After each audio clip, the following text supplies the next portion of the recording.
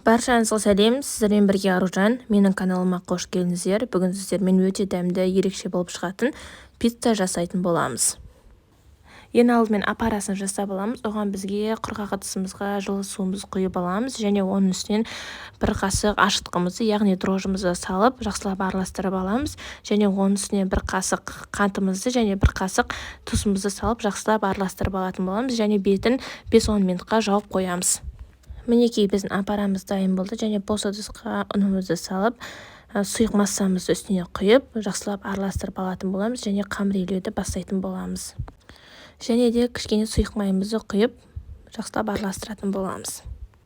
Басқа артық ешнәрсе қоспаңыздар.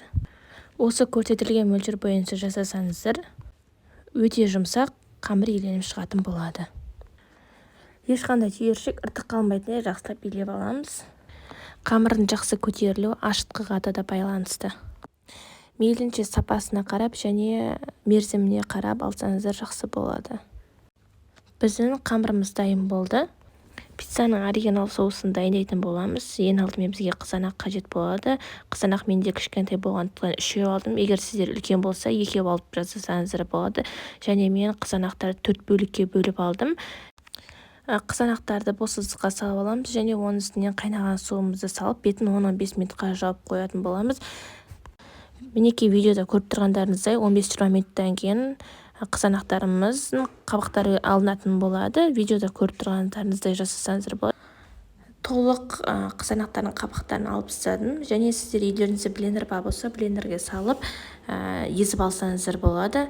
Менде блендер жоқ болғандықтан қызанақтарымызды кубиктап, майдалап, турап алдым және сарымсақты 4 бұрыштап майдалап, турап алдым және қысып тұрған табамызға салып соусты бастайтын боламыз. Қысып тұрған майымызға сарымсағымызды салып жақсылап араластырып аламыз. Сарымсағымыз қызарып піскенге дейін және оның үстінен туралған қызанақтарымызды салып екеуін жақсылап араластырып аламыз. Қызанақ пен сарымсағымыз кішкене қуырылғанға дейін оның үстіне бізде орегано приправасын салып жақсылап араластырып аламыз. Дәміне қарай тұз, бұрышын салып жақсылап араластырып аламыз. Ендігі кезекте дайын болған қамырымызды шеңбер қылып жайып алатын боламыз. Оқтаудың көмегімен жайып алсаңыздар да болады, немесе қолмен жақсылап шеңбер қылып илеп жайсаңыздар да болады. Қамырымыз дайын болды және үстінен оригинал соусымызды жағып шығатын боламыз. Соусты жағып біттік және оның үстінен кесілген шұжықтарымызды қойып шығатын боламыз. Шұжығымыздың үстінен дөңгелектеп туралған қызанағымызды қойып шығатын боламыз. Моцарелламызды өткіштен өткізіп, жақсылап бетіне сеуіп аламыз. Видеода көріп тұрғандарыңыздай 180 градуста қызып тұрған пешімізде 10 минутқа салып жақсылап пісіріп алатын боламыз. Видеоны соңына дейін көрген болсаңыздар лайк, комментарий, парақшаға тіркеліп кетіңіздер. Назарларыңызға рахмет.